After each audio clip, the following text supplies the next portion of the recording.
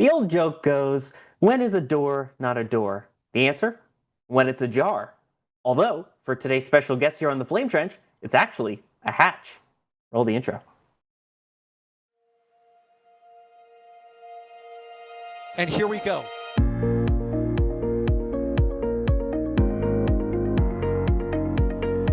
There's the deluge. Here's ignition. Doubling up. Did it just do a Kerbal? Back to the moon and beyond. Put that in the big bag, Gino. Back at home, we all have a lot of work to do, but from here, that sure looks like a perfect world. Propulsion continues to be normal. We did have an observation. Equalize. 343 unfolds to go. It's orange.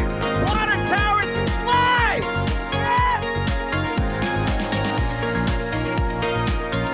Bingo! Right in the center.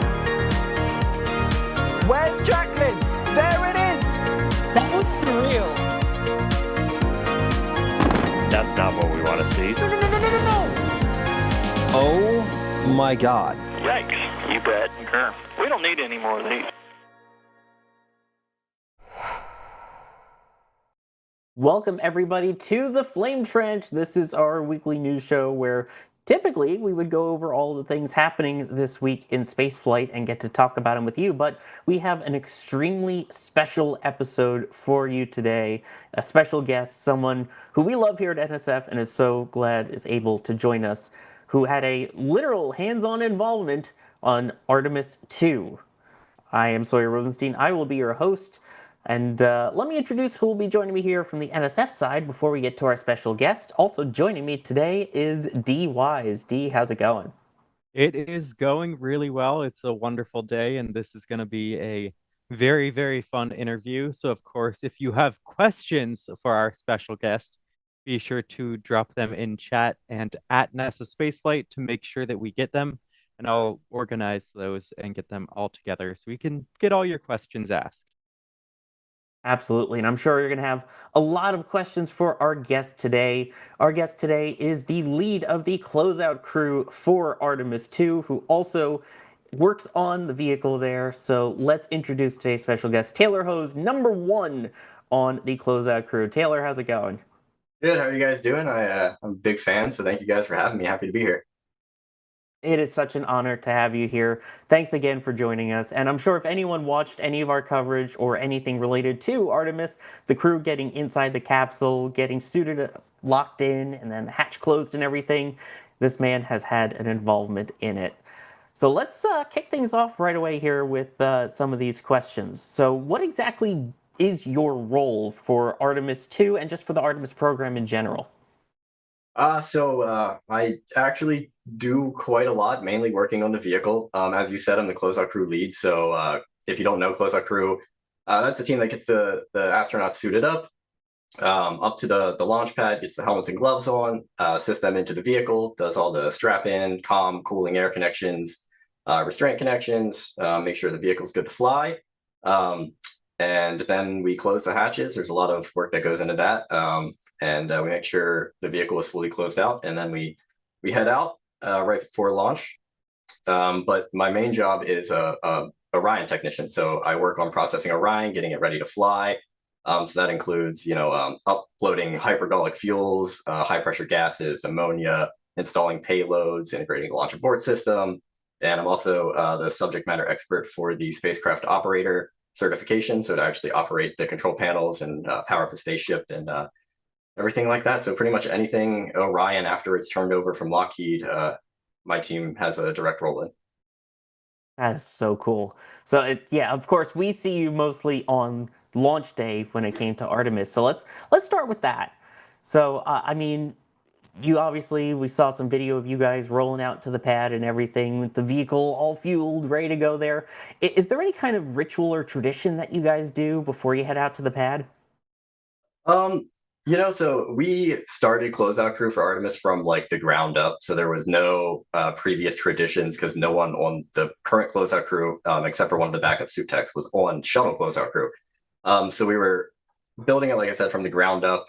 So we don't really have any traditions other than there were some videos going around of us driving up to the pad, playing some music on different like WDRs and testing and stuff. So definitely rocking out to some music, trying to cool the nerves.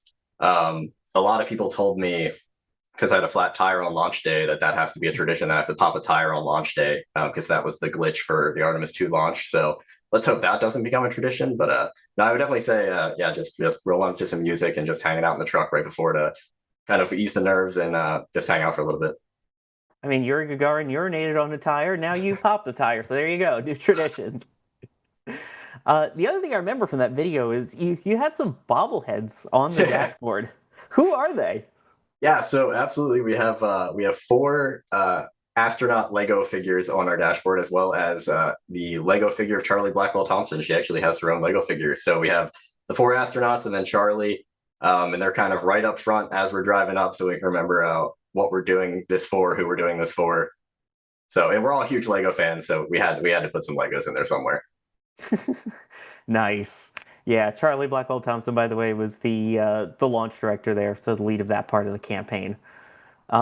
So obviously you talked about driving up to the pad. We talked a little bit about the vehicle, but can you walk us through those final minutes in the White Room on launch day? So when the crew gets there, as you're closing all the hatch and everything, can you kind of talk through that? And what step is it as you're going through that is always kind of like the most significant to you? Definitely the most significant hatch closure. Every time, actually, we have only put the crew in the vehicle twice. Well, we've only closed the hatch with the crew in the vehicle twice. One was for the countdown demonstration test in the VAB, and the other was launch day. And when you do that, like we do hatch ops every day. Well, not every day, but we do hatch ops a lot. Closing the hatch is no big deal. But every single time, there is definitely a weight on your shoulder. You're closing 4 people inside the spacecraft and they're about to go to the moon. It's hard to overlook that. It's definitely not an insignificant thing to do. But the team is so well trained that on launch day, like after we got through the initial, the crew's up there, we get them in the vehicle. Once we get that hatch closed, we go into our normal, we're zoned in, we're locked in, and it just kind of felt like a normal everyday procedure. We've been training for years for this, and I feel like we executed it really well, perfectly, in my opinion. And there were definitely no nerves. So I just think it went great.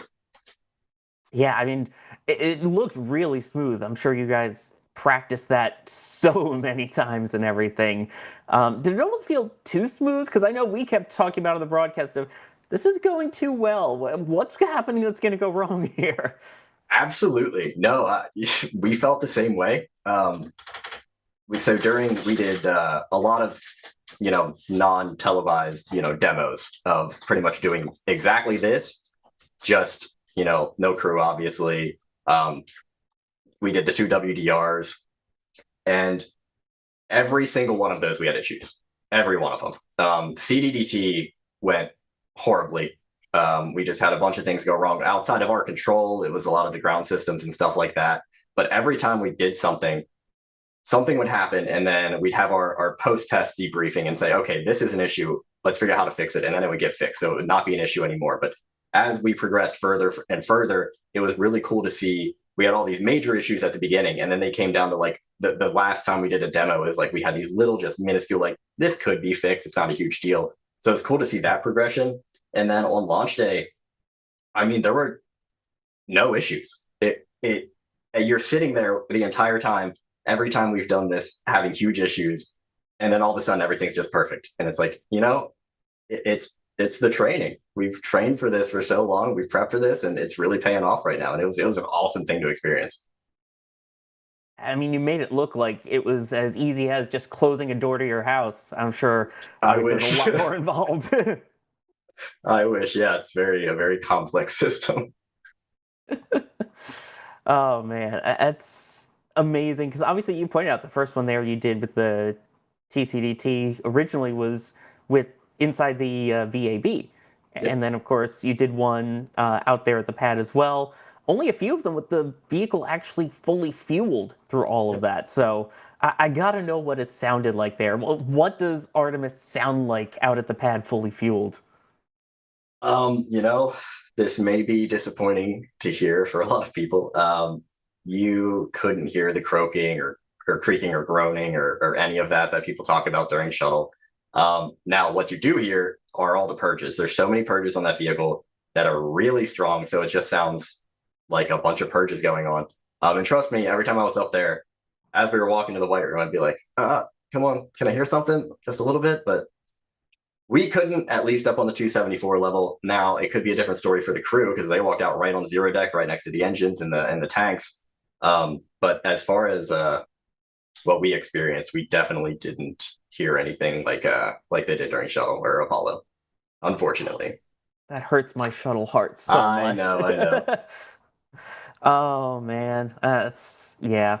But you still had to go by the base of the rocket, obviously, going up the elevator to the white room up there still. So we went through the base of the ML. So we weren't even on zero deck where the engines are. Yes, we go through like basically under the ML.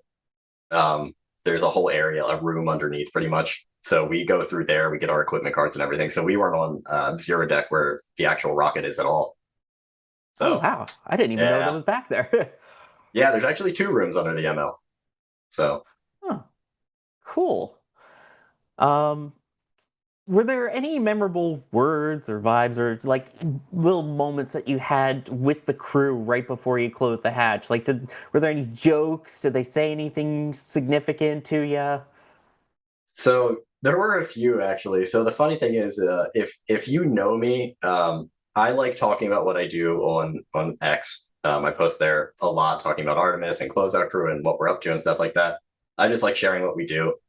And Commander Wiseman on many occasions has tweeted at me or replied or whatever. So we're up there on launch day. It was right when they get up there, like as they're getting their comm caps and helmets on and stuff. And I was scrolling through my tablet through the software that we use to track everything. And Reed looks at me and he looks down at the tablet and then he looks at me again. He goes, "You have Twitter on there?" So I thought that was kind of funny.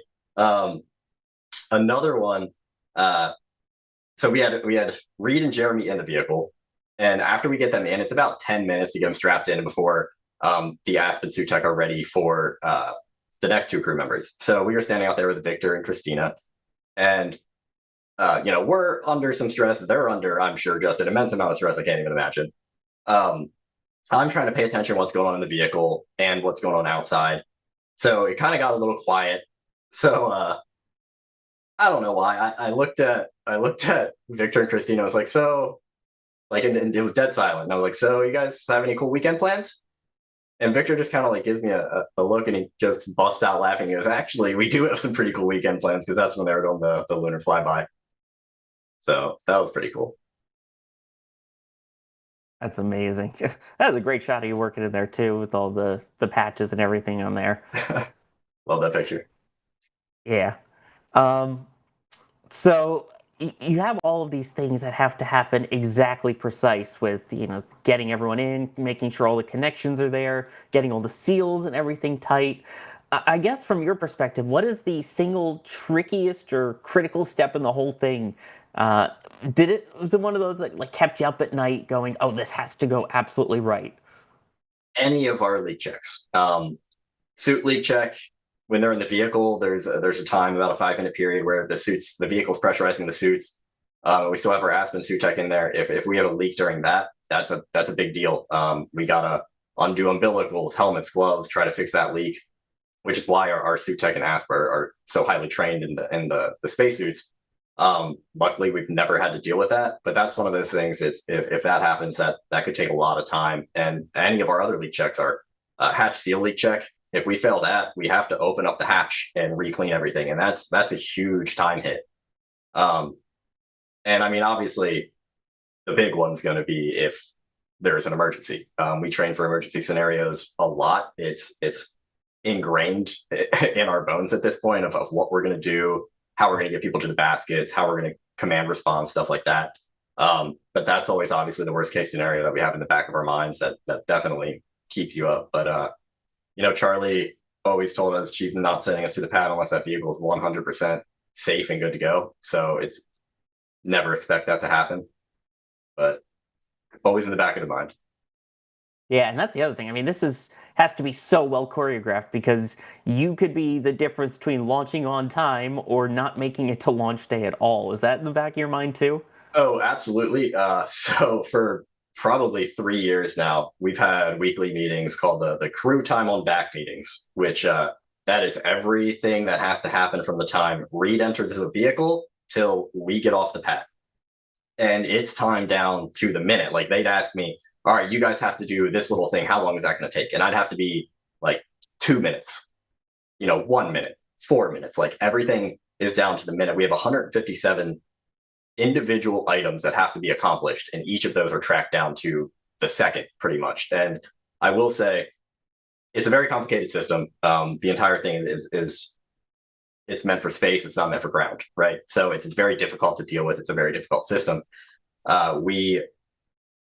We went into it with a crew time on back timeline of 3 hours and 27 minutes. And that was just our guessing of what we could do. And on launch day, we hit our crew time on back timeline of 3 hours and 27 minutes exactly. So it was kind of cool to see all that work pay off, that we got it down exactly what we needed to get it down to. But yeah, it was, if one thing goes wrong, that's what happened on WDR1. We had an issue on WDR1 and it killed about an hour. So any of these little issues that pop up could take 30 minutes to fix, an hour to fix. And like you said, if you're running low on launch window, if one small thing happens, that could be a scrub. So that's definitely always in the back of the mind. No pressure at all there. Yeah, no pressure. Let's head over to D. Some of the questions coming in from chat at NASASpaceflight or at NSF. Yeah, so we've got a bunch of your fans in chat. Actually, we have Space Enthusiasts saying you have one of the coolest jobs ever, and I absolutely have to agree with that. Now, you were wearing some pretty cool uniforms for the closeout crew. I think the first time I saw those, I was like, oh wow, those are really sick. Mighty Unlikely is wondering if you're able to keep either the patches, and I know we'll talk about a specific patch a bit later, but the patches or uniforms or anything in that regard, or does that stay with NASA? So the patches are ours. The uniforms were purchased by the contract I work for. So they are custom fitted. So technically they do own the contract at NASA, but it's custom fitted, so that no one else can really wear it. So I would like to think it's mine, But no, the patches are ours. We designed all those. Our name patches and our closeout crew patch. Awesome. Now, did you ever expect that this would be your job? We have Jared here wondering what sort of path you took to get to where you are now, closing in astronauts in the capsule on their way to the moon. Yeah, I never thought this would be my job. So the dream job was always astronaut. So I graduated with a bachelor's degree and instantly went into a master's degree in astronomy, in space studies with an emphasis in astronomy. And I just wanted to work anywhere at NASA. So as I was doing my master's, I applied to literal thousands of jobs, anywhere on the Space Center, anywhere in Texas, in California, just anywhere in the space industry at all. And then I finally got, probably a year later, a call saying they want to do an interview for a flight vehicle processing technician. I didn't know what that meant at the time. And they said, yeah, we'll do a phone interview, because I lived in West Virginia at the time. So they said, we'll do a phone interview. And I was like, absolutely not. I'm flying down there and we're doing this in person. And I got hired on the spot. And once I found out where I'd be working, I was working at the MPPF, multi-payload processing facility, which is where we process Orion. And then that just got me familiar with Orion and the hatches and the vehicle. And then I became one of the more experienced technicians working inside the vehicle and working on the hatches. And it all just kind of, snowballed into what it is now. So I never thought I'd end up here. But other than an astronaut, I don't think personally I think of a cooler job. That's awesome. So one of the things the astronauts did is they had their wake up songs each day of the mission.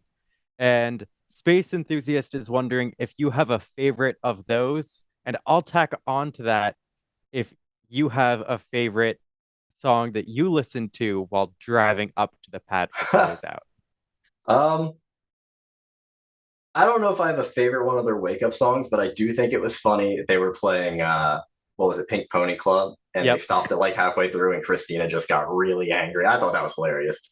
Um, yeah, honestly, I don't think I've heard many of their wake up songs other than that one, because that one went kind of viral. We played a few songs driving up to the pad for WDRs and stuff, but the last one we played driving up to the pad on launch day, it was a Red Hot Chili Pepper song, and I can't for the life of me think of the name of it right now. But I posted it on Twitter, and I know Andre Douglas posted it on Instagram. But it was something about that song. It just got us so hyped and so ready to go and so locked in. Christian, he's the number 4 on Closeout Crew. He's always our DJ, and man, did he pick the perfect song. That's awesome. So if anyone else has questions, be sure to tag at NSF in chat and I will bring those in. But with that, I think I will throw it back over to Sawyer. Thank you, D. Appreciate that. So let's see, kind of along those lines there, you mentioned some of the other people in the closeout crew. Can you kind of talk about what their roles are and how you kind of incorporate with them to make it all happen? Yeah, absolutely. So number 2 is what's called an ASP, an astronaut support person. They are an active duty astronaut. And on this mission, it was Andre Douglas was our prime ASP. He was a backup Artemis II crew member. And we also had Jenny Gibbons as another ASP. She did the pre-tanking stuff. And their job is really to be in the vehicle, communicating with the launch control complex, as well as the astronauts when they get in the vehicle, helping with strapping them in, making sure they're good to go, doing comm checks with them. And then they support our work once they get on the outside, once the crew's strapped in. Number 3 is our suit tech. So their main job was Bill. He's a Johnson Space Center aux suit technician. His job is anything with the suits. So getting their helmets and gloves on. He assists in the ONC, actually getting them suited up. But then when they get up to the pad, they assist with getting the helmets and gloves on. Then they do the strapping as well. So Dre straps in one, Bill will strap in the other, and then they'll swap, go over each other's work, and then the same for the other 2. And they're there on standby in case there's an issue with the suits, if there's a leak, something like that. And then number 4 and 5 are Orion technicians. So Christian and Ricky, and their job is everything external. Once the Aspen suit tech get out of the vehicle, their job is to close the hatch, close out the thermal protection system, do all the leak checks, and close the last hatch and make sure everything's good to go. That's awesome. It's got to be nice having the astronauts on there too that kind of know the whole crew routine and can weigh input. Do they kind of give input into make things smoother from the astronaut side? Oh, 100%. Yeah, that's the really cool perspective is, Bill's focused on suits. We're focused on the hatches and stuff. So it's really cool to work with Jenny and Dre, and they have just a completely different viewpoint on everything. And a lot of times it's stuff that we haven't even realized or noticed. And then they're like, hey, well, because the crew's going to be doing this, what if we have this comm cord running over here so it doesn't get in the way of the crew? And it's like, that's something we didn't even think about. So it's cool to just have that other completely separate viewpoint so we can improve. I mean, yeah, obviously there's that kind of relation there between the astronauts. What about between all of you guys? What's the kind of relationship? Because obviously we've seen the videos and everything from the crew in space and everything of just how tight-knit they are. Yep. I've worked with Christian and Ricky since they're the Orion technicians since 2019, every day. We built Closeout Crew together. We built the Orion side of Closeout Crew together. Everything from the ground up. I've worked with Bill, our suit tech, since 2020 when I did my first emergency egress event in Houston. And then I have worked with Andre since pretty much the crew got announced. So we've all known each other for a minimum of 3 years. And we're very tight. Like we text each other all the time. Um, it, it's great to be, when we're up there doing training events.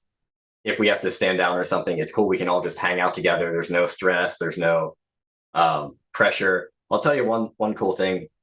Just working with them and how relaxed they make me feel. On WDR1, we had a bunch of issues even getting to the pad. And the entire time I had my tablet in my hand. And then we got into an issue where we couldn't get to the pad. Something happened. So we had to get out of the vehicle. And then we finally got in the vehicle, got up to the pad, made it to the 274 level. And I looked over at Dre and I went, I left my tablet in the truck. And Dre's like, no problem, man. I'll go down with you. We'll go get it. It was like no big deal to him. Like, in that moment, I was like, man, I messed up. The vehicle's fueled right now. I made a stupid mistake because of all the stuff that was happening before. And Dre's like, no big deal, man. We'll go get it. And it just made me, I don't know, it made me feel so much more relaxed. So, and all, the whole team's like that. We really piggyback off each other. So it's just a great crew to work with. I don't feel so bad when I leave my phone in the other room. Speaking of those personalities of the crew, I mean, they're all so distinctive, even though they work together so well. Did any of the crew members do or say anything during the ingress and getting strapped in that either made you smile or laugh, or that you just remember vividly? Well, definitely the Twitter thing with Reed, that definitely made me laugh. But what really got me is we've done all these training events with them. Suiting them up at Building 9 in Houston, where we do our insertion and egress training events. And I thought it'd be different on launch day, but they were really just the same people. They were just talking to each other. We were having a good time. Everyone's joking around, and it's like, they're about to go to the moon. And I was expecting, I'm not going to say nerves because they're trained professionals, but I was expecting a little tension or something. And what got me is how calm they were. It was really, really incredible. It just shows how well trained and how incredible these people are. Yeah, that's so cool. And I'm thinking of funny moments that we were able to see, like when Christina was trying to reach up to the White Room wall to be able to sign it. I forgot about that. Yeah, no, that's definitely a good one. So, we had talked about that prior, and I think it was Ricky who was like, I don't know if she's going to be able to reach it. And I was like, she'll be fine. But I've worn those suits before, and I kind of forgot how restrictive the movement is. And she got up there, and she barely raised her hands to reach it. I was like, oh no. I was like, what are we going to do? So I was like, can we go get a sandbag she can stand on? Because we have sandbags to restrain our flex hoses. And Victor turns around and gets down on a knee to act like he's going to lift her up. And that was just really funny. Everyone was dying laughing. But no, we finally got her up there to sign it, so that was super cool. That's awesome. So do you know what's going to happen with those signatures? Because we've seen with SpaceX how they have the NASA meatball on there that they sign around, or the SpaceX logo. Was that just a spot on the wall, or how'd that come about? That was strictly within Closeout Crew. We didn't tell anyone we were doing that other than the crew themselves. So no one was expecting that on launch day. But we, above the camera, there's a big metal piece. So we have an Artemis 1 sticker, and then we put an Artemis 2 sticker, and they signed around that, and then we'll just continue on with the Artemis patches above that. Oh, that is awesome. I love those things where it's we just kind of threw it in there, and hopefully it becomes one of those traditions, the card game, eating, the chili and stuff, and now it's signing the wall there. Yeah, I mean, we thought we had to. I mean, that's such a cool tradition. I feel like we have to continue that. Yeah. Speaking of things we have to continue getting more questions from chat. D, do we have anyone for Taylor here? Yeah, we've got a couple more questions here. So Cavalier was wondering if you have any more funny stories from the crew, hearing about Victor acting like he was going to offer a lift up, anything else. This crew just seems like they had a fun time. They were definitely a fun crew. There's a lot of moments, just little personal moments that really stick out to me that are super cool. We were doing one of those egress events in Houston, and we were working with suited subjects. So they weren't the crew, but they were still in the suit, so we could run through everything. But the crew was there, sitting down at a table. And Ricky, number 5 on Close Crew, he's a big jokester. but he looked over the railing and saw Victor down there, and he had a lunchbox, and like Victor was like eating something out of it. And Ricky like acted like he was like looking at the food, and Victor was like and like held the food up. He's like, "You want some?" No, he's hilarious. We What was really cool, it was one of the first times I ever met Christina. We did a training event in Denver with Lockheed. It was a tandem hatch event where we were testing the emergency egress of both hatches, and she's like the hatch expert. So she was there. But then after, we went to Breckenridge Brewery, and we were all outside hanging out. And it was, I mean, it's Denver in the winter. It wasn't the winter, it was like the fall. It was probably 30 degrees, which might not sound like a lot, but when you live in Florida, that's cold. So all the Denver people are standing out there in t-shirts, just hanging out, and all the Florida people are like in our like thin jackets, like shivering. And we walk up, and Christina looks at us and goes, "So, how my Florida guys doing?" And we're like, cold.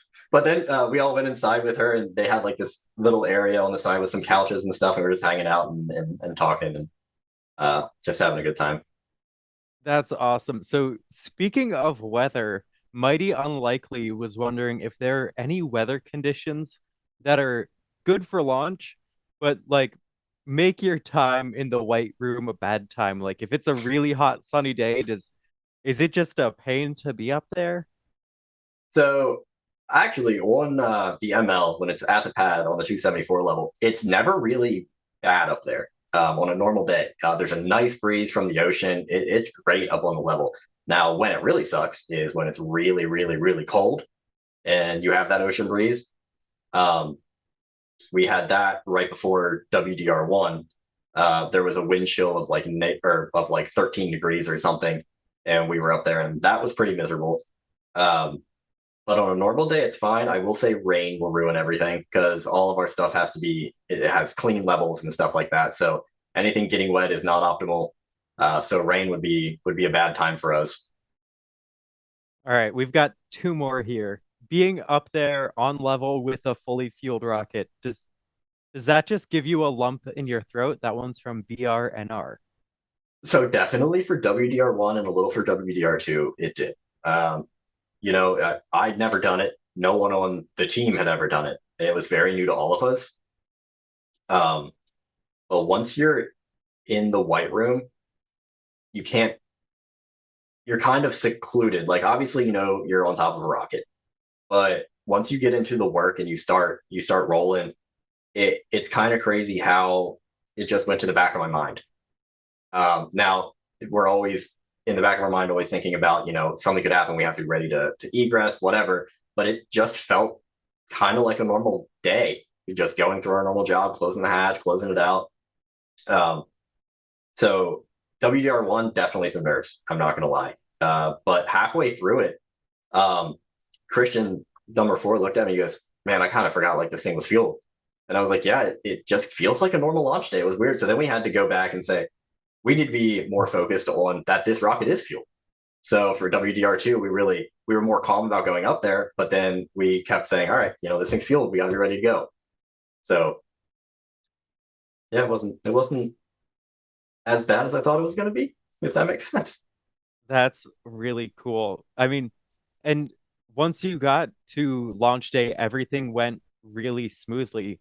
But Gabriel GG is wondering if there were a scrub or if there's a scrub with future missions, how does the process vary and what complications are there in returning to the pad, reopening the hatch, and actually bringing the crew out of the vehicle?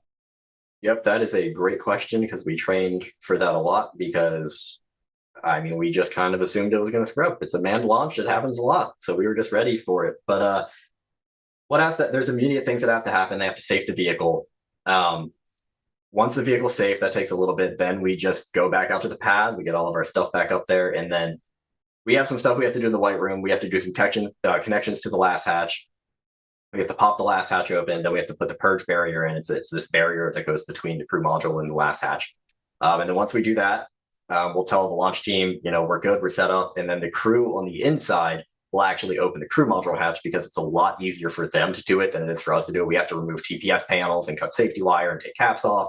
So it's way easier for them to do it. So they open the hatch, and then we help them out. The suit tech will basically take them immediately away to the crew transfer vehicle. We'll save some systems, and then we'll leave a few minutes after them. And then after they fully detank, another closeout crew, our scrub turnaround team, will go up and reconfigure the vehicle for the next attempt. All right. That's really cool. I see even more questions in chat coming up for a bit later. But with that, I'll send it right back over to Sawyer. Thank you, Dee. So we kind of hinted about the patches there. I feel like we got to talk about it. So one of the traditions that we've seen is the closeout crew member gives a patch to an astronaut and they take it with them to space. I mean, first off, how awesome is it to realize that your name has now flown around the moon? It's wild. I still kind of get a little emotional about it. Yeah, this video right here gets me every time. Like, you can see my name right there, and he's putting it on the wall of Orion. That it still hasn't really sunk in, I don't think. It's just such a small gesture for them that it's just a lifetime memento for us. Yeah, I mean, I can't wait to get that back. I'm super excited. I couldn't be more happy or thankful for the crew for doing that. Yeah, what's the process of actually getting it back now? So that's a good question. So once the crew got on the ship after splashdown, they had their suits. Basically, they had to take the suit techs on the ship took everything out of their suits, cataloged it, photographed it, bagged and tagged it, because it's all mission equipment at that point. So then it gets sent back to JSC, it gets sent to the crew, then they figure out what to do with it. So hopefully next time we see the crew, they'll give it back. But I'm in no rush. I'm just super thankful that they did that. Yeah, I mean, the crew's a hot commodity now. When do you get a chance to catch up with them and debrief? I don't know. We have at least 2 emergency egress training events a year at Houston. So I'm sure we'll be going there here in a month or 2 to do some training. So maybe I'll run into them then. But if not, like I said, I'm in no rush. I know it's in good hands. I'm just super excited.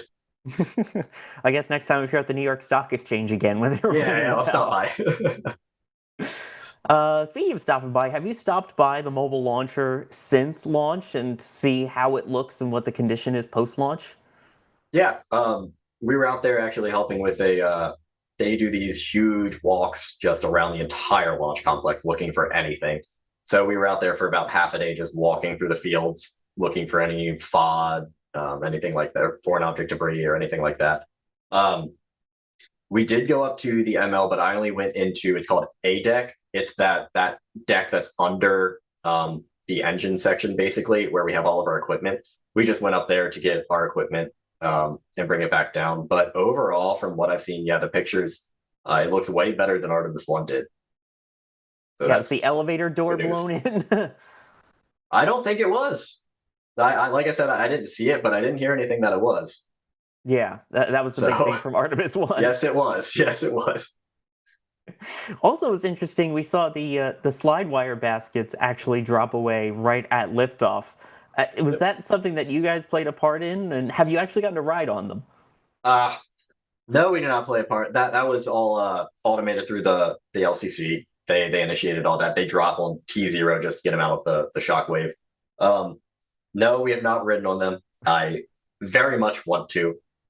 I know the crew office at one point was really pushing for it. So it might happen in the future. I don't know, but no, we have not ridden on them yet. But I did tell Charlie that I demand a seat if we do it on the next mission. I love it. I guess you talked about kind of the difference there with Artemis 1 and Artemis 2 seeming like it looked better. Did you get to see everything out with the pad and everything after Artemis 1? And is there anything that you learned from seeing how Artemis 1's mobile launcher and the hatch and everything fared that you took into account for Artemis 2? So I didn't personally get to see any of the ML from Artemis 1. I after launch, I went to recovery, and then I flew out to Tanzania for a personal trip. So I didn't see any of that process. But there were some definite lessons learned. The elevator doors, they redesigned all of those. So a lot of our training was how to close the blast doors, what configuration they need to be in to prevent any further damage. I mean, that's still pretty cool, and I'm sure there was obviously a lot of lessons learned. Was there anything that you kind of like read up on post Artemis 1 that you realized, oh, we need to change this for Artemis 2? Um, not Sorry if in the answer is no. terms, yeah, not in terms of really for launch. Now, Artemis 1, our closeout procedure, now it was obviously unmanned, a completely different scenario, but our procedure to close out took 17 and a half hours instead of 3.5. Um, and during that process, a cable was left in the white room that we had to go back and get. So we have everything on our cart specifically shadow boxed and labeled and accounted for in the checklist and everything. So I guess you could say that was a lessons learned. Yeah. By the way, we were seeing obviously the video from our cameras here and everything of launch. What was your vantage point from launch, and what was it like for you? We watched right outside the press site road. So that road between the press site right across from the VAB, that's like our staging area. So we stage there before launch and after launch in case we have to go out and do a scrub turnaround. So we were pretty close to the press site, and it was. I still don't have words to describe the launch. It was surreal, absolutely incredible. I can only imagine the emotions knowing that 90 minutes before that, you were the last humans to send them off before they went to the moon and back. What was the kind of Absolutely. emotional weight at that moment? I mean, once we were actually watching the live stream, and we were on the other side of the truck in chairs, and I kind of forgot about the delay and the streams and stuff, and I'm looking at my phone. We're all listening to it, and then you start to see the engine exhaust come out from behind the trees, and we all shot up, and then it lifted off the pad, and it like I said, I don't think it sank in. Like, it was such an incredible moment for us as a team. But what really got me was Dre was behind me, Andre Douglas, and when that thing lifted off at like the top of his lungs, he was jumping up and down, shouting, "Go Reed, go Victor, go Christina, go Jeremy," and you could just tell the emotion. Like, these are his friends going to the moon right now, and that was a really cool experience I'll never forget. Oh my God, that's amazing. Is that kind of when the historical significance hit you, or did at any point was there like, oh my gosh, we're returning people to the moon for the first time in over 50 years? Yeah. Um, up until that thing took off the pad, I was just mentally preparing for a scrub turnaround. Um, and once that thing launched, it was like we did this, like, as a team. We've been training for this for years, and we did this. And then after you saw the booster separate, you were like, they're going to the moon. Like, this isn't just a launch. Like, they're going to the moon, and it didn't really sink in until they got back, because I was relieved after launch, but then right after launch, it was, well, they got to come back. So we do direct work on that vehicle with the TPS system. So there was definitely a million pounds on our shoulders until that thing splashed down. But yeah, I mean, the historical significance there is absolutely mind blowing, and I couldn't be more honored to be part of that. And I think what most people don't realize is not only were you there for the launch, but you're part of the team to help get the capsule back once it returned to the MPPF there. So, I mean, what was your first impression when you finally saw Orion following splashdown? Yeah, so our team, we have people on our in our shop that do the actual recovery, so out on the ship. The rest of closeout crew, we do shore ops. So once the ship gets back to sea, we go in, we get it ready for transport and stuff. And man, did it look better than Artemis 1. It looked incredible. I was so happy. Because yeah, we saw Artemis 1 up close, the heat shield. But this one, I mean, yeah, it looked burnt, but what do you expect? But I mean, there was no liberation of material, there was no scarring. I mean, it looked incredible. That's unbelievable. Yeah, I mean, that was all of our things. Oh my gosh, how's the heat shield going to survive? How's it going to hold up? And it sounds like it held up pretty well. Absolutely did. Oh man. Speaking of recovery, I think we have a couple of questions related to this. So D, I'm going to throw it to you for some more chat questions. Yeah. So Lock and Load was wondering sort of how Orion looked after the recovery, inside, outside, and if there were any Nutella or maple syrup to clean up. So fun fact, that's my wife. Uh, and it was I mean, they lived in there for 10 days. It's going to be a little dirty. But the thing that got me, we had to do a power up of the spacecraft in the well deck of the ship to try to get the batteries down a little bit for transport.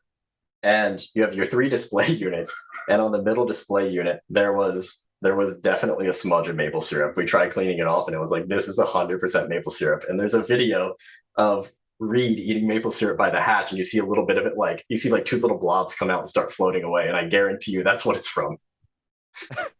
Okay. And we did last night as we were taking out some stuff. We did find an M&M. So That's incredible. It's like a car after a long road trip. There's going to be food around in the capsule. Oliver is wondering if there was a smell to Orion after that return. We always hear about the smell of space.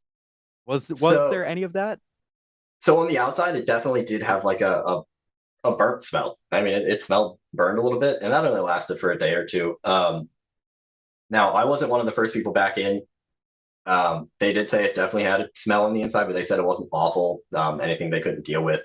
When I went in a few days later, it did have kind of a used smell, I guess you could describe it, but it didn't smell foul or anything like that. All right. So we have had multiple questions here, and including one from Bob Smith, including asking if Gunther went is your hero because he'd be his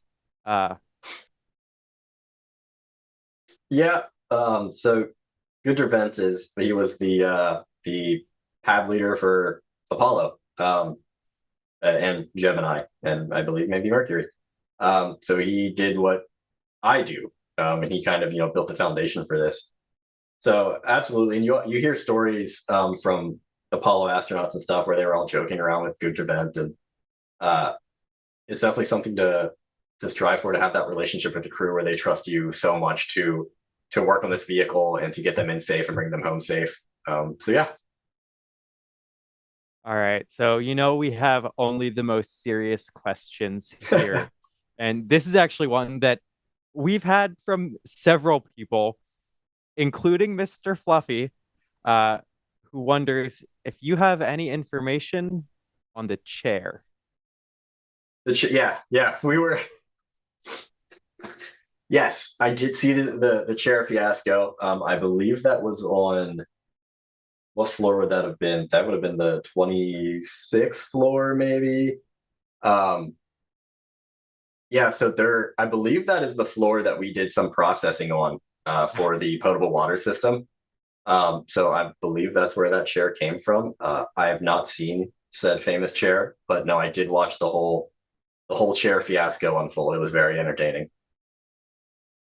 Do you know where the chair is now? Have you seen it since that day? No, but I actually have to go to the VAB on Monday for something, so I would be sure to check on the chair for you all. Awesome. Give us an update. I know that chat wants to know. And with that, I'll hand it over to Sawyer with the serious questions. Oh, come on. Those are the fun ones, too. I mean, that was amazing. Yes. If so, we need to get a picture of you with the chair. Okay, I'll try to do that. Oh, man. So let's see. Knowing what you guys know now, after everything with Artemis II, what are you looking forward to most, especially now with the accelerated cadence in play for Artemis III? I think you nailed it right there, is the accelerated cadence. I mean, we waited years between Artemis 1 and 2, and now I'm thankful for that at the time, because we had not even started closeout crew development before Artemis 1. So it gave us years to actually develop and get where we needed to be. But now we're ready to go. Yeah, I'm ready to do this again. I want to do it tomorrow if we could. So I'm ready to get Artemis 3 Orion. I'm ready to process it, get that thing ready to fly. I'm ready to strap another crew in. We definitely had some lessons learned. We're adding some more things to our cart, some different tools that we need. There are some procedural and ConOps changes for our closeout procedures for Artemis 3. But no, I mean, we're just ready to go. I just want to do it. That's awesome. So what is your timeline look like then, going from now to Artemis 3? I believe we're getting Artemis 3 Orion at the MPPF sometime late this year. Yeah, sometime late this year. past that, I'm not sure of any exact timelines or a launch date or anything like that. But we learned a lot from Artemis 1. We learned more from Artemis 2, getting getting humans ready to fly on it. So I think we can definitely meet the timelines they're expecting.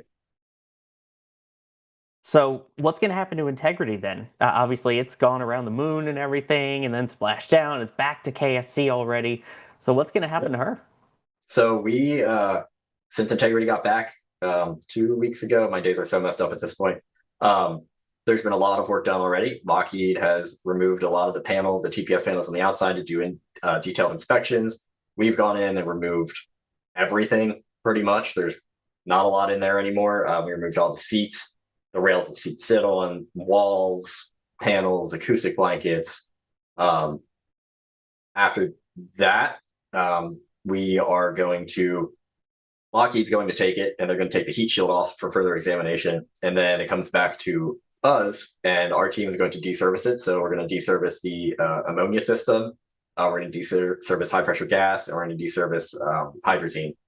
So that'll be a few months of processing, and then after that, I'm pretty sure all put back together and sent to a museum. I don't know where yet, but I would assume it would go to some museum. I was going to ask what you would hope would happen to integrity after the flight. Yeah, I hope it ends up in a museum. I want to go see it. I'm ready for Artemis 1 to go to the museum. I believe it's going to the Smithsonian, which that's where my family lives up there, and I've been to that Smithsonian many, many times. So going to go up there and see with my family would be a really, really cool thing. And I hope the same with Integrity. I want the public to see it. There's been so much public interest in this mission that having it somewhere the public can go see it and appreciate it, I think is a really cool thing. All right. Yeah. All right. Speaking of Integrity, there's an elephant in the room that a lot of people have been asking about. The toilet. What do you know what was up with the toilet? What were your emotions when you heard something was up with the toilet? And have you had any involvement in the toilet systems since return? So yeah. So Orion came fully built from Lockheed, toilet installed and everything. We would do periodic maintenance on it. We would make sure it turned on and it worked and the fans would run and the vacuum would run and all that. I believe the issue wasn't really the toilet, it was more the venting system. And the funny thing was, I told my wife one day, one of the last jobs I did in there was we installed, it's called the fecal canister in the toilet. It's this big drum, and we can all imagine what that is. But she, like, after launch, before anything came out about the toilet, she made this joke on Twitter, and it was a picture with me, and she was talking about me installing the fecal canister.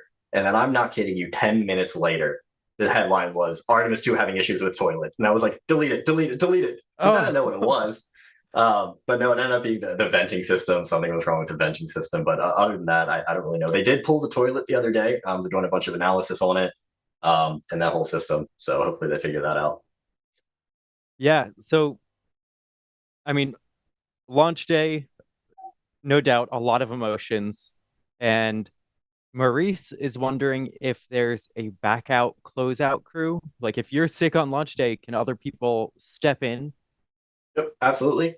So we have a backup team who they come later than us, and they are only there about maybe an hour before we head out. And yeah, if I'm sick or something happens, if any of the other guys are sick, they do have backups. So my backup would fall to Christian, number 4. We would fill in his spot with another hatch tech. Bill has a backup, the suit tech, and our ASP has a backup. Now, it would be very off nominal, but we've all gotten training, and we've all worked together as a team. So yeah, there's definitely a backup team. There's a scrub turnaround team. So yeah, we're prepared for that. All right, you mentioned or anything else happen, and Gwen was wondering. I'm so sorry to bring this up. You don't have to answer. We can move on. But on the day of the most important mission in 50 years, Gwen, the way you phrased this question, to break down on the way to KSC, I mean, that must have been incredibly stressful. How did you feel when that happened? Yeah, stressed is definitely one word to describe it. So I did have a flat tire on launch day. So what happened was the day before I was on kind of a split shift. I didn't leave until like 8 p.m. or something. And my tire was a little low, like nothing bad. But one of the guys I work with had a portable pump. So we pumped it up. And I was like joking, ha ha, I hope this doesn't happen tomorrow. And it was at that point too late to go to a shop or anything to get it looked at. And I don't have a spare. Um, he's like, well, here, keep this portable charger. And I have a can of Fix-A-Flat in the truck too. Just go ahead and take that in case something happens. And I wake up the next day, I walk out to the car, and it's just flat, completely flat. So I got it pumped up. I drove to a tire repair shop like as soon as I woke up, and they said, we can't even patch this. Like, you're gonna need a new tire, blah blah blah. And I was like, I don't have time for that. So I filled that thing with Fix-A-Flat. I pumped it up and drove to work, and it held and it got me home. So yeah, definitely, it was incredibly stressful. That's for sure. Yep. Oh, about the picture. I think we've all been there to some degree, albeit not to that level that day. We've all experienced something like that. We can move on. Bogus 85 is wondering, your suits, beyond being custom fitted, like, what's special about them? How do they work for you on launch day?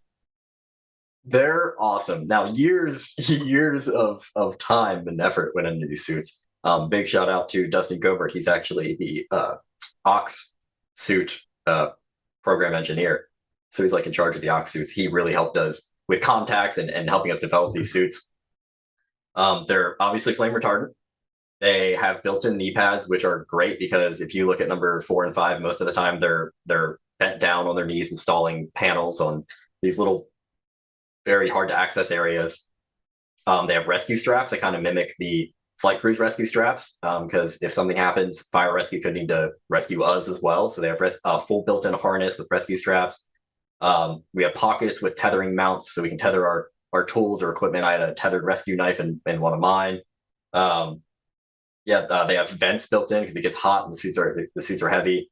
So yeah, very, very purpose built, and they make working on the rocket really easy. All right. And with that, I will send it right back over to Sawyer. Thank you. Yeah. I'm glad you made it on launch day because I know the traffic there can be a little bit rough while having to deal with all of that. Yeah. Yep. How soon before launch did you have to get there anyway on launch day? Like, what is your procedure before you went up the mobile launcher?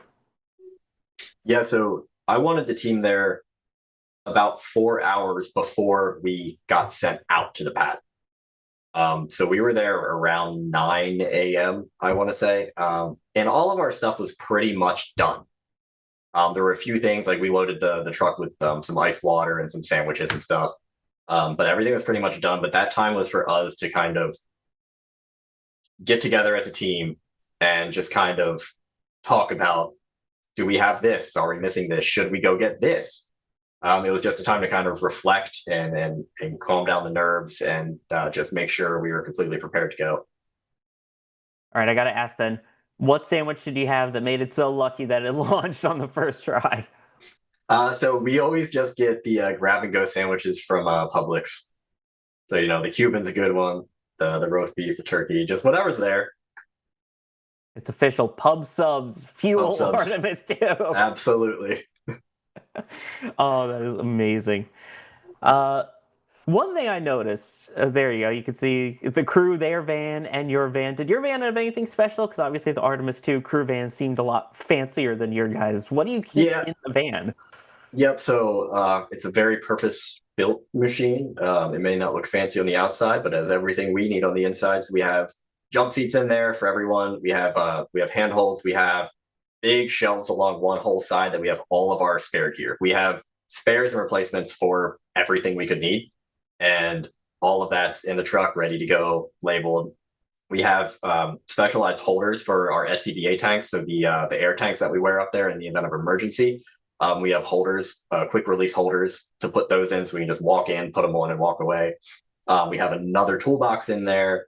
We have our chairs. We have some morale things like the Legos and some pictures of the crew and stuff. AC.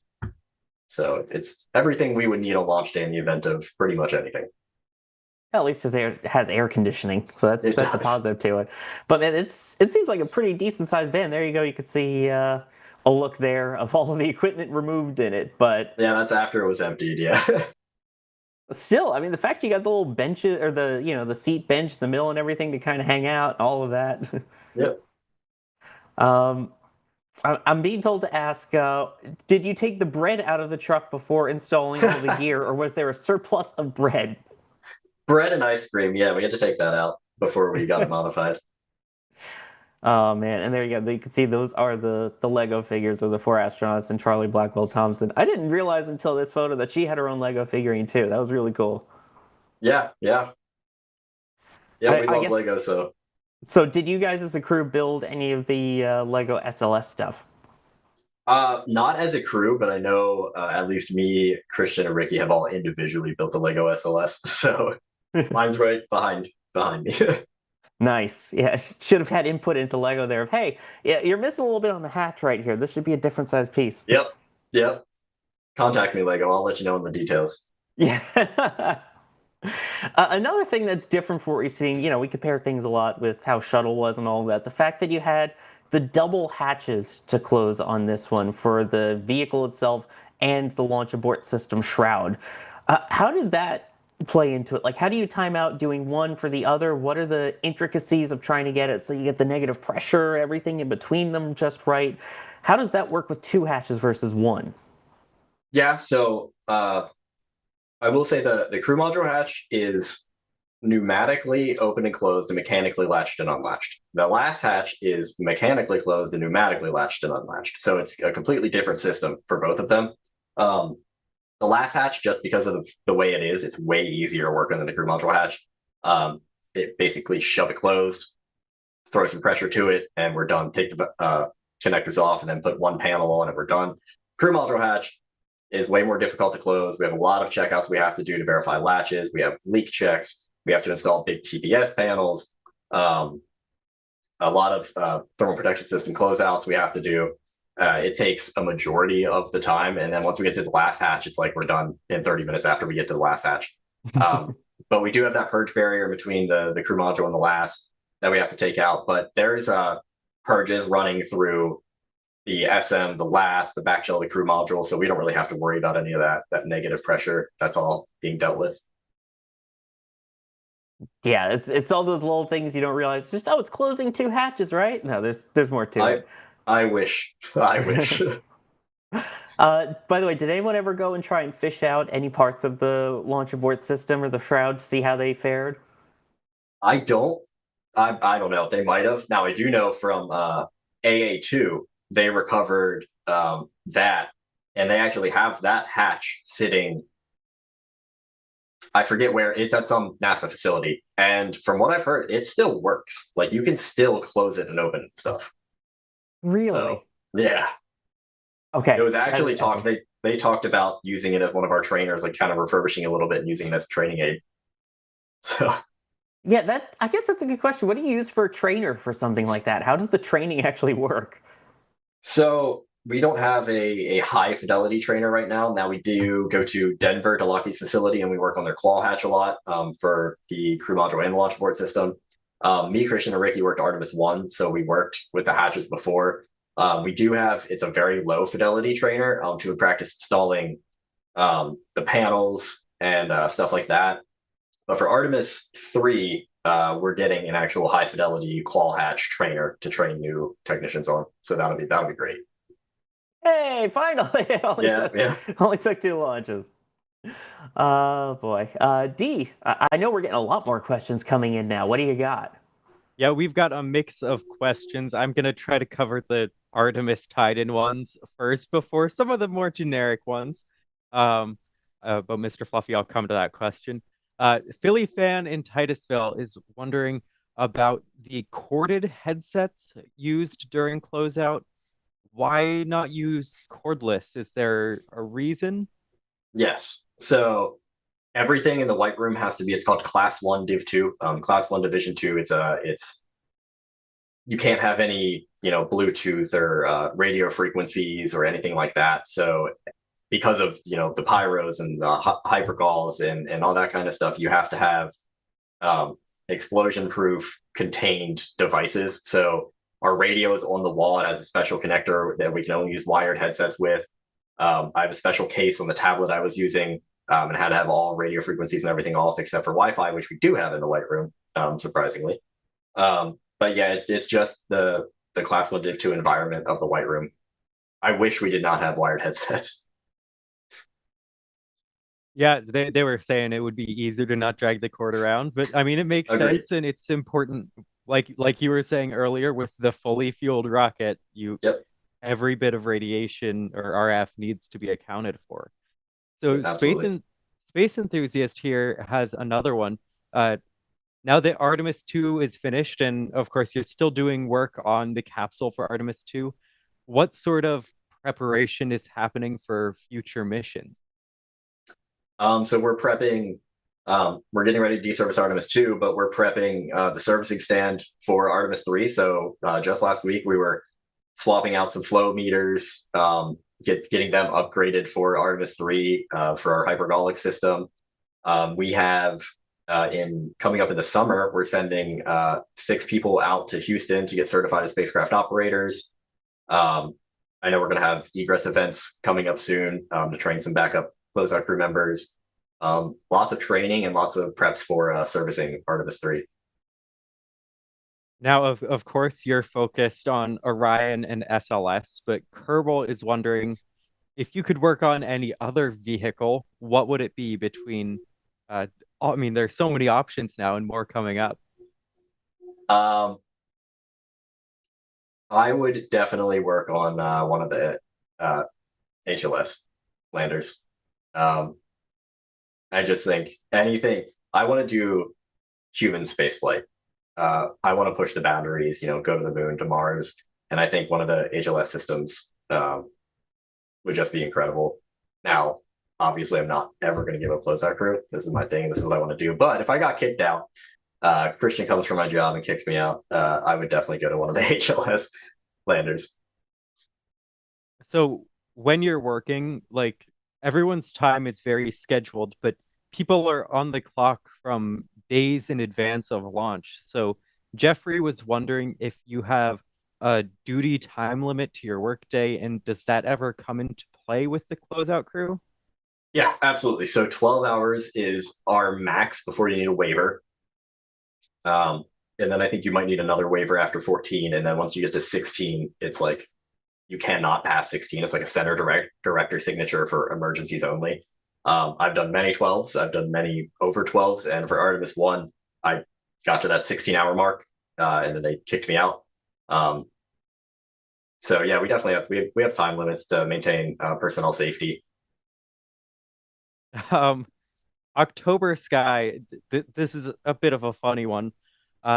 Is wondering if there's even a password for the White Room Wi-Fi. Like, I guess you're pretty far from the ground. Like, it might not even reach. You don't have to actually answer that one. You have to be connected to a NASA device. That's all I'll say. Now, Mets in Space is wondering, beyond working on it, what launches are you looking forward to most? Whether it's Falcon 9, Heavy, Starship, New Glenn? I mean, obviously, any Starship launch is awesome, but I'm really looking forward to Endurance launching Blue Origin's lander. I think that'll be incredible. I mean, that'll be the first, now it's the Mark 1 lander. It's not the Mark 2 or Mark 1.5, but it's our first step in building another human lander and actually getting it to the moon like this year. Like, I think that's incredible. I'm really looking forward to that. All right. Now, Mr. Fluffy has been patiently waiting for me to ask this one. I'll read it word for word. Taylor, my guy, most important question of the evening. Which coast is the best coast? Oh, East Coast. Come on. Yes. I mean, that's not difficult. I'll disappoint Mr. Fluffy and specifically say East Coast, West Coast. Like Yep. Artemis, come on. What other answer is there? What other place can you go to and you have a launch every week? I mean, there's nowhere else in the world. Vandy, West Coast. That's what they were trying to get me to say. I'd love to see a launch from Vandenberg. I haven't seen one from Vandenberg, but it just doesn't have the cadence of the East Coast. It doesn't have, it doesn't have the super heavy launch vehicles. Manned spaceflight. Don't worry, you wouldn't see a launch out there anyway. You just hear it because of the fog. That's true, yeah. And Sawyer, welcome back. I will now hand it back over to you as we continue to get more questions in from chat. Thanks. Yeah, Fluffy's gonna love that. That's what we ended that part on. Let's see. One of the things I wanted to talk about is you posted a tweet after Orion came back and everything, and I feel like the significance of the fact that, hey, you could still see the NASA meatball and the flag and some of the stuff on Orion after it came back. Is that something, when you saw like the details of it and you still see that there, what is it that goes through your mind? I could not believe how well that vehicle did. Like I said, I've seen Artemis 1 and there was not so you have the black tile. On the black tile is that silver, it's called Cyox tape. Covers the entire vehicle before launch. It's a really, really thin tape. And Artemis 1, pretty much all of it burnt off. Artemis 2, when it was coming down and splashed down, we were watching from the hotel and it was like reflecting. They didn't have a close-up view, but it was reflecting. And I was like, it looks like there's still Cyox on there. And everyone's like, no, there can't be still Cyox on there. And a majority of the vehicle still has, it still has Cyox on there. The Cyox is burnt, it's torn, but it did so well that this really thin tape stayed on the vehicle during re-entry. That's wild to me. That's crazy. That's got to be some strong adhesive then. I want to know what they use.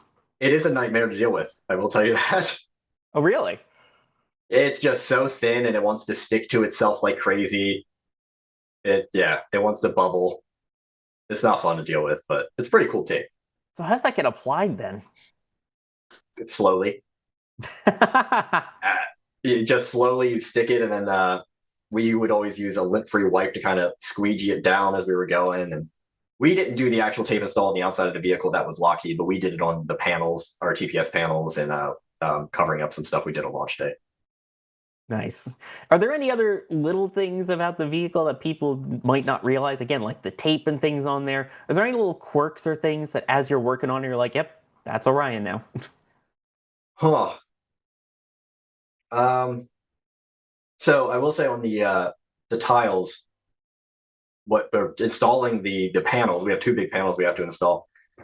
They're installed just with bolts, so there are holes in the panel the whole way around, big holes, probably about 1 inch in diameter, that the bolts go through. So then we have to actually cover those up.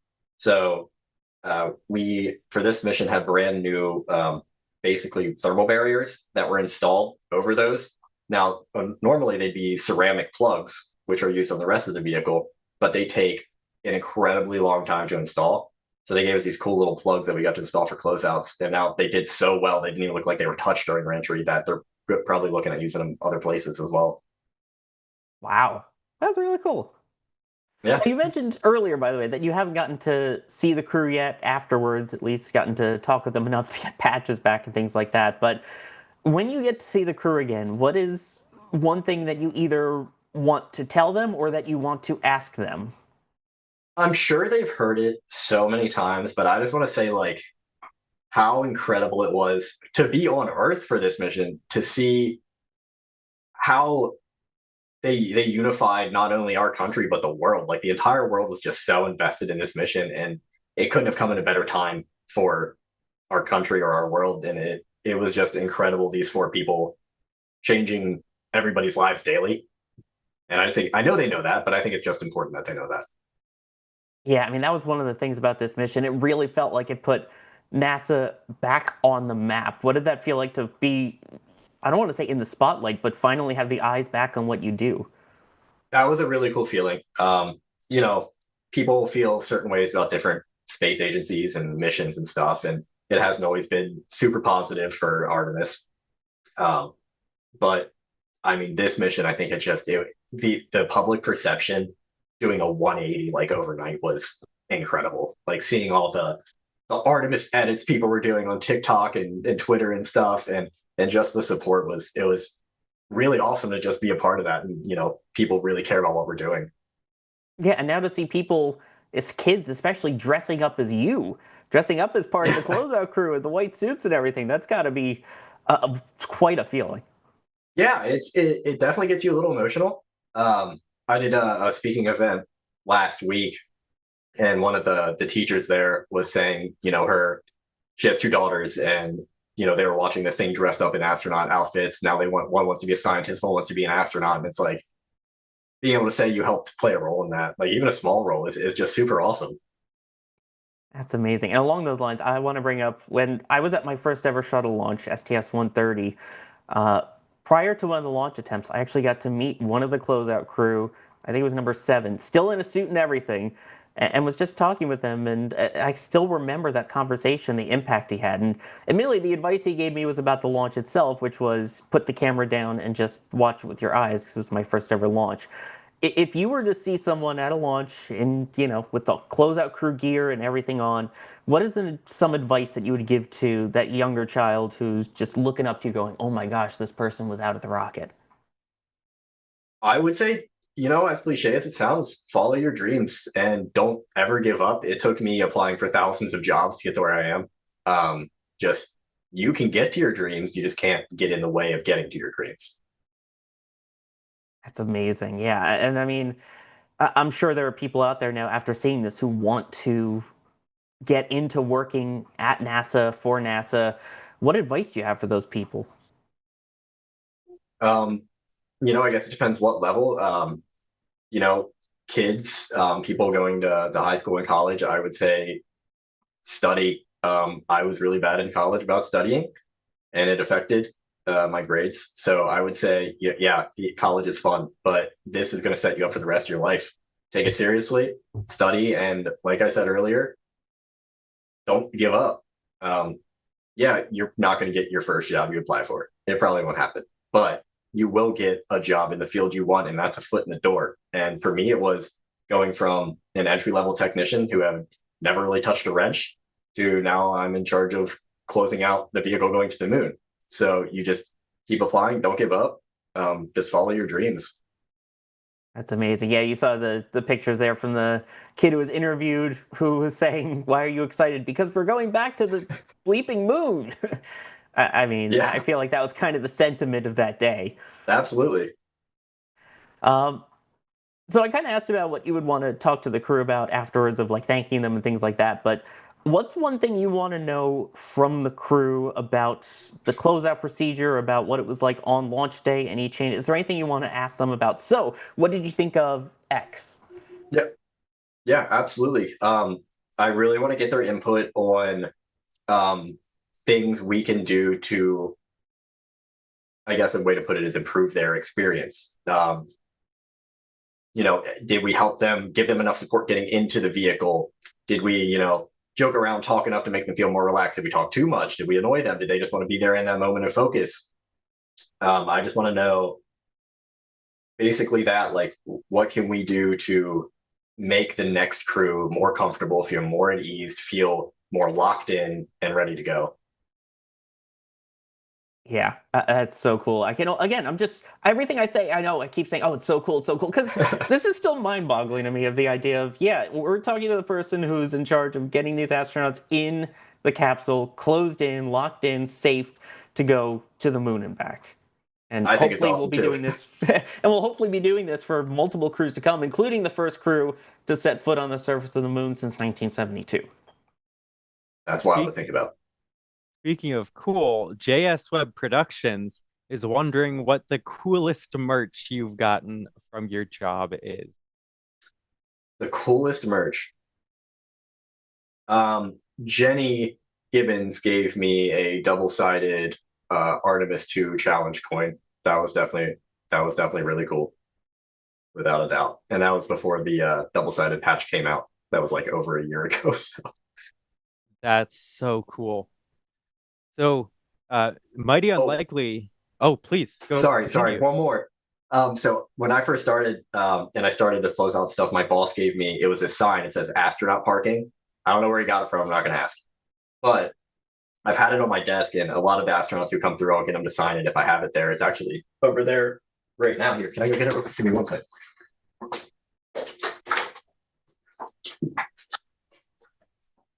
All right, sorry about that. So the green screen's kind of blurring it out, but it's really blurring it out.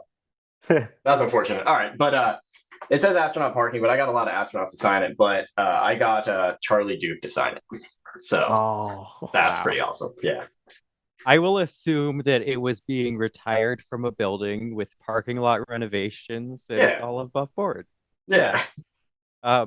Mighty Unlikely is wondering when you're actually closing the hatch and pressure checks are done, like what sort of pressures are used? Are those like to flight pressures, above flight pressures? What does that sort of procedure look like? So there's a lot of different pressures that we have to do. If you're talking like the leak checks, there's two different leak checks. There's a hatch seal leak check, and then there's a whole cabin leak check. So the hatch seal leak check, there's two little seals that go around the entire hatch. And all we're doing for that is we're pressurizing in between those seals, just verifying we don't get any leakage between those seals. That's about 14 psi. And then we pressurize the whole vehicle. It's a little over 1 psi. And then we have like a 5-minute decay check. So not crazy pressures for the leak checks. All right. Now another one from Philly fan in Titusville.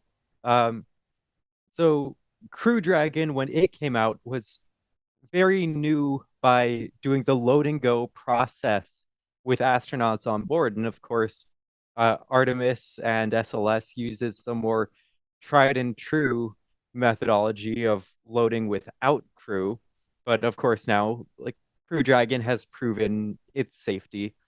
Do you have thoughts on those systems and the safety for your team and all involved? I don't know if SLS is able to be loaded after crew ingress. I just think the whole procedure with cryogenics just takes too long. But I think it's definitely like I said earlier, Charlie always said she's not sending us out to the pad unless it's 100% safe. And they've had 30 plus years of shuttle where they would load the vehicle, then send the crew out. And it's just built off that experience. It's a lot of the same systems, a lot of the same people doing it, a lot of the same training that went into it. So no, I 100% think what we do is safe. If there is a leak, they're not going to send us to the pad. If there's an issue, they're not going to send us to the pad. So I think it's definitely a safe way we do it. It's just a different way of what other people in the industry do. And Gabriel is wondering, like, when this is a moon mission, that's very different. Can you imagine, for just speculation ahead, I'll tie this in for Artemis III or low Earth orbit, would there be any changes to your procedures there? No, nope. So our procedures are for every Artemis mission. It's based just off how the vehicle itself works. So every Artemis mission for us will be the exact same in terms of our closeout procedures. All right. Now we have several people asking for favorites. So I'll start off with your favorite photo to come from Artemis 2. Well, I think the one in my background is pretty incredible. The one with the eclipse is also pretty cool, but I think my favorite, I got tagged in a post the other day. There is a picture from inside the crew module with the crescent moon in the background, and floating in front of the window is one of our hatch operator stickers. So there's a certification called hatch operator to operate the hatch. But we gave the crew these hatch operator stickers well over a year ago. And the fact that they not only have it, but they brought it to the moon with them and then took that picture is really, really incredible. I'm still just like, can't believe that happened. So I think that might be my favorite picture. That's incredible. Space Enthusiast is wondering what your favorite quote or line from the astronauts this mission is.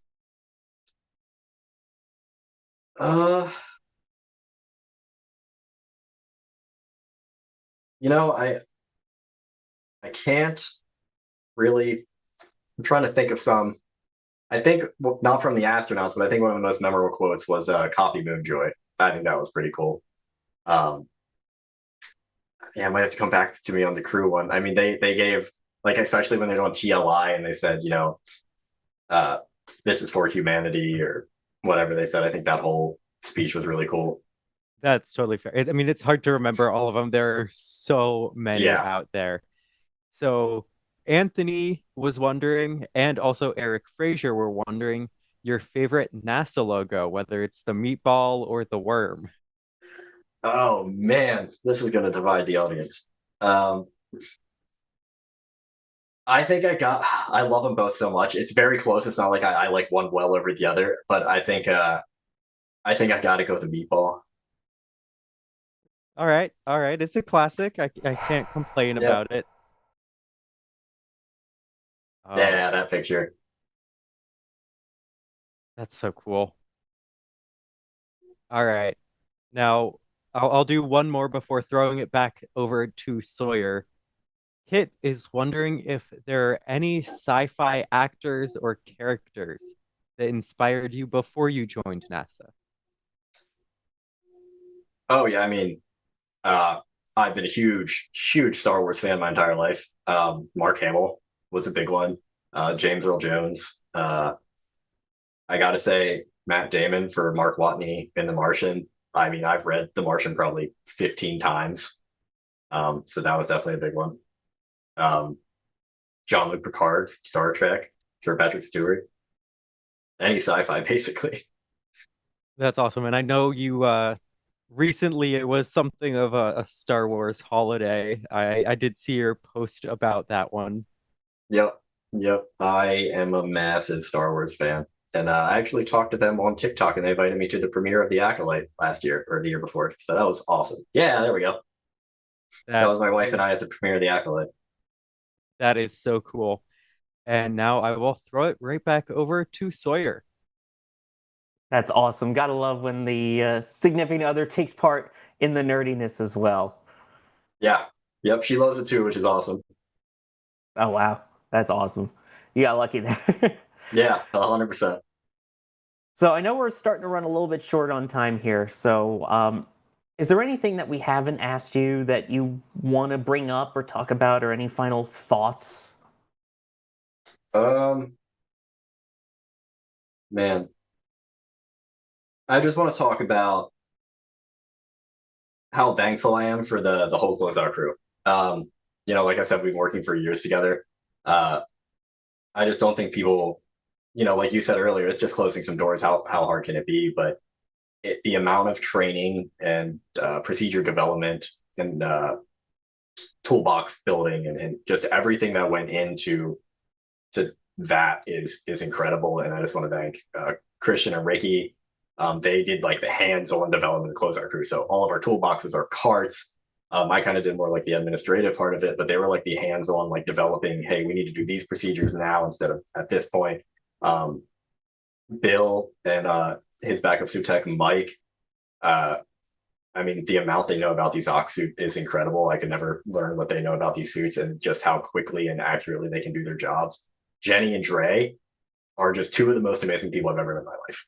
Being able to work with them in such capacity was incredible.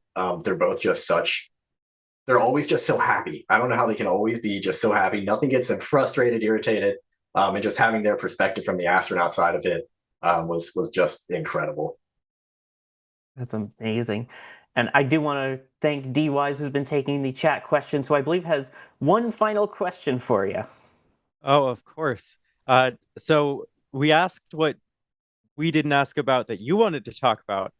Is there anything your wife wants you to talk about that we didn't ask about or you didn't talk about? Let's wait a few seconds and see if I hear it. No, I would think definitely the hours in the shift juggling.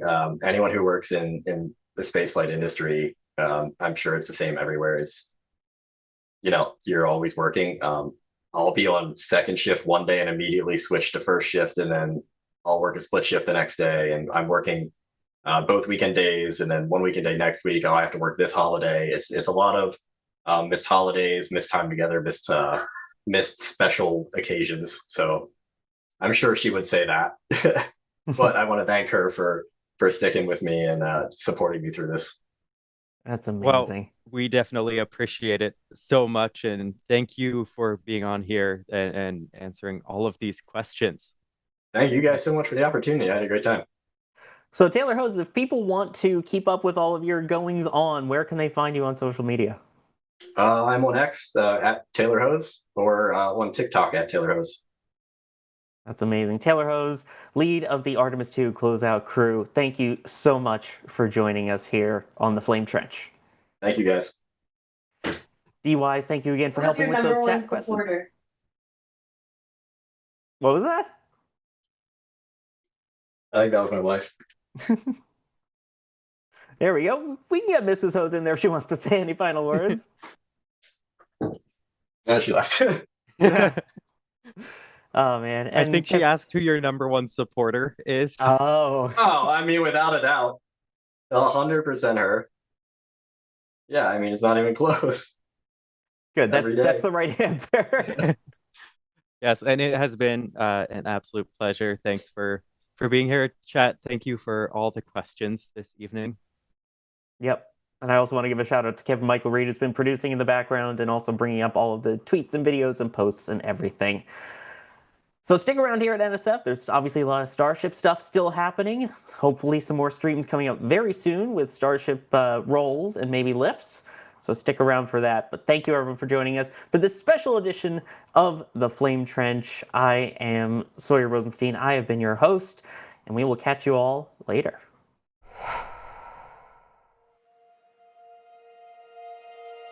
And here we go.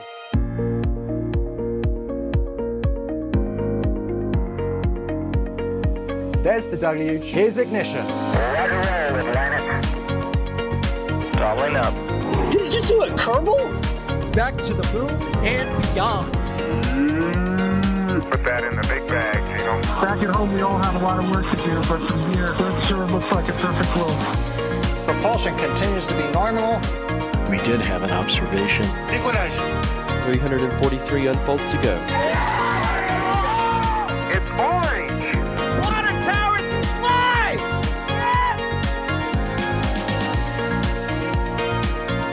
Bingo! Right in the center. Where's Jacqueline? There it is! That was surreal. That's not what we want to see. No! Oh my God. Yikes. You bet. We don't need any more of these.